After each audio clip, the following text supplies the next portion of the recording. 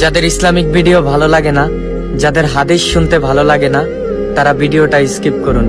আর যাদের ভালো লাগে তারা একটা হাদিস শুনে যান। রাসূল করিম সাল্লাল্লাহু আলাইহি ওয়াসাল্লাম বলেছেন, যে ব্যক্তি 40 দিন লাগাতার 5 ওয়াক্ত নামাজ তাকবীরুল্লাহর সাথে আদায় করে, জাহান্নামের লিস্ট থেকে তার নাম কাটা, মুনাফিকদের লিস্ট থেকে তার নাম কাটা। সুবহানাল্লাহ। প্রিয় ভাই, ভিডিওটা শেয়ার করে দিন। হয়তো আপনার এই শেয়ারের কারণে হাজার হাজার লক্ষ লক্ষ মানুষ দেখতে পারবে। যাদের ইসলামিক ভিডিও ভালো লাগে না, যাদের হাদিস শুনতে ভালো লাগে না, তারা ভিডিওটা স্কিপ করুন। আর যাদের ভালো লাগে তারা একটা হাদিস শুনে যান। রাসূল করিম সাল্লাল্লাহু আলাইহি ওয়াসাল্লাম বলেছেন, যে ব্যক্তি 40 দিন লাগাতার 5 ওয়াক্ত নামাজ তাকবীরুল্লাহর সাথে আদায় করে, জাহান্নামের লিস্ট থেকে তার নাম কাটা, মুনাফিকদের লিস্ট থেকে তার নাম কাটা। সুবহানাল্লাহ।